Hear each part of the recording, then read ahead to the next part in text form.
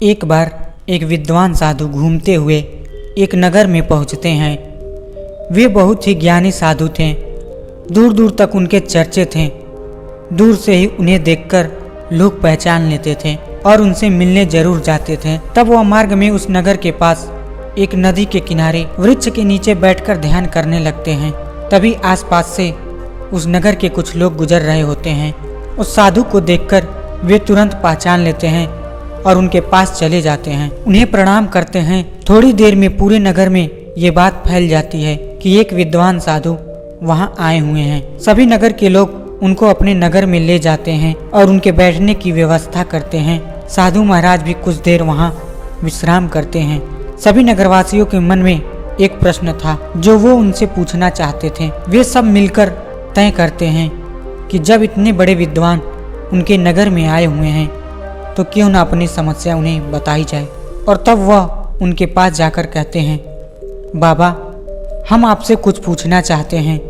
साधु महाराज कहते हैं कि पूछो, क्या पूछना है। तब वह कहते हैं कि हमारे गांव में कुछ लोग ऐसे रहते हैं जो किसी से भी सही तरह का व्यवहार नहीं करते हैं, हमेशा लड़ते रहते हैं। यदि कोई उनसे कुछ कहे तो उन पर भी क्रोधित हो जाते हैं। उनकी वजह से हमारे आसपास का माहौल खराब होता है।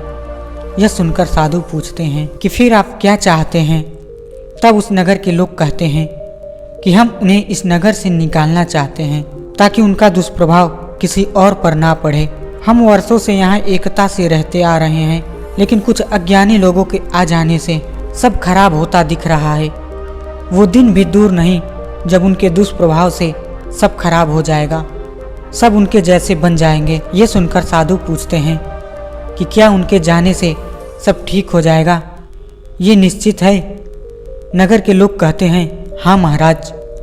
तब साधु कहते हैं कि अगर उनके जाने के बाद फिर से कोई अन्य वैसे ही लोग आकर तुम्हारे नगर में बस जाएं, जो लड़ते झगड़ते हैं, बुरे कर्म करते हैं, तब तुम क्या करोगे। नगर के लोग कहते हैं कि हम उन्हें भी भगा देंगे। यह सुनकर साधु कहते हैं कि यदि कोई और अन्य वैसा आ गया तो। तब वे कहते हैं, ये कैसे हो सकता है महाराज। तब साधु कहते हैं, बिल्कुल हो सकता है। कोई कैसे भी स्वभाव के लोग आकर कहीं भी रह सकते हैं। आप नहीं जानते कि किसका व्यवहार कैसा होगा। आप कब तक उनसे भागते रहोगे। ये सुनकर नगर के लोग कहते हैं, महाराज फिर आप ही बताइए कि हमें क्या करना चाहिए। तब साधु कहते हैं कि मैंने हमेशा यह माना है कि समस्या से भागने की जगह उसका सामना करो, क्योंकि जितना आप भागते हो समस्या उतनी ही बढ़ जाती है। यह सुनकर नगर के लोग पूछते हैं कि किस तरह से इन लोगों का सामना किया जाए। तब साधु कहते हैं, तुम्हें मैं एक कहानी सुनाता हूँ। एक बार की बात है, एक गांव में अधिकतर गरीब व अशिक्षित लोग रहते थे। वहाँ के लोग गरीब होने के कारण शिक्षा से वंचित थे।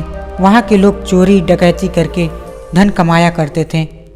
वो लोग इसी कार्य को श्रेष्ठ मानते थे। एक बार एक युवा लड़का शहर से पढ़कर आ रहा था।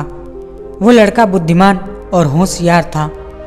वो लड़का उसी गांव से होते हुए जा रहा था। जब वह उस गांव में पहुंचा तो वहाँ की दशा देखी। कुछ गांव के लोगों ने उसे भी ठगने का प्रयास किया, लेकिन वो इतना होशियार था कि उनसे स्वयं को बचा लिया।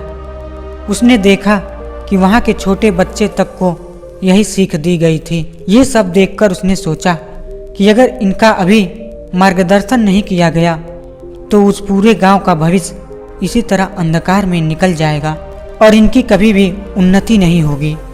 वो युवा लड़का उसी गांव में रहने लगा। वो सबसे पहले अपना परिचय वहाँ के छोटे छोटे बच्चों से करता है, उनके साथ खेलता है, उनको खाने के लिए मीठे मीठे फल देता है, जिससे बच्चे उसके तरफ आकर्षित होने लगते हैं। तब वह खेलने के बहाने बच्चों को पढ़ाने बैठ जाता था। शुरुआत में तो उन्हें कुछ समझ में नहीं आ रहा था कि ये लड़का क्या सिखा रहा है, लेकिन धीरे धीरे उनके साथ रहकर उन्हें भी अच्छा लगने लगा। थोड़ा पढ़ना सीखने लगे। नगर के लोगों को ये समझ आने लगा कि उस युवा लड़के के साथ रहकर उनके बच्चों में बदलाव आ रहा है।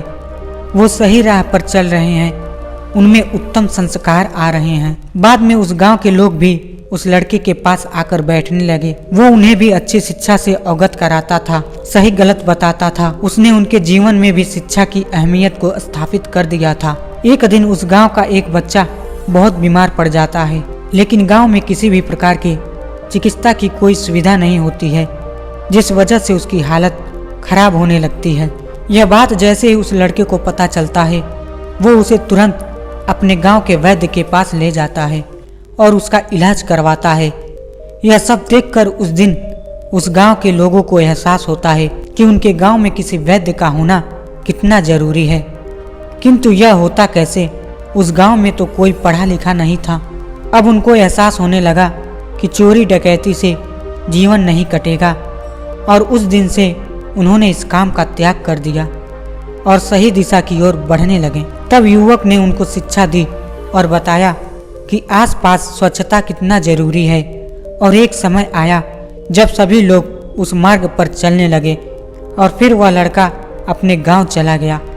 कहानी का अंत कर साधु कहते हैं, आप सबने देखा कि किस प्रकार एक शिक्षित लड़के ने अनजान जगह पर जाकर उनके जीवन को बदल दिया। उसके इस प्रयास से उस गांव की आने वाली पीढ़ी प्रेरित होगी। हमेशा याद रखें, जो लोग बुरी संगत में पड़ जाते हैं उन लोगों को प्रेम, धैर्य और दृढ़ संकल्प द्वारा सुधारा जा सकता है, जोर जबरदस्ती या भगा कर नहीं। ऐसे लोग भी मनुष्य होते हैं, जरूरत है तो बस उनको सही मार्गदर्शन की, तभी वे सुधरेंगे। वे बुरे नहीं होते, बस मार्ग से भटक जाते हैं। हमें तब जरूरत है उन्हें सही मार्ग पर लाने की। साधु का यह उपदेश सुनकर पूरे नगर के लोग प्रभावित हो जाते हैं और कहते हैं कि आप सही कहते हैं गुरुवर, हमें भी उन्हें सही राह दिखानी चाहिए।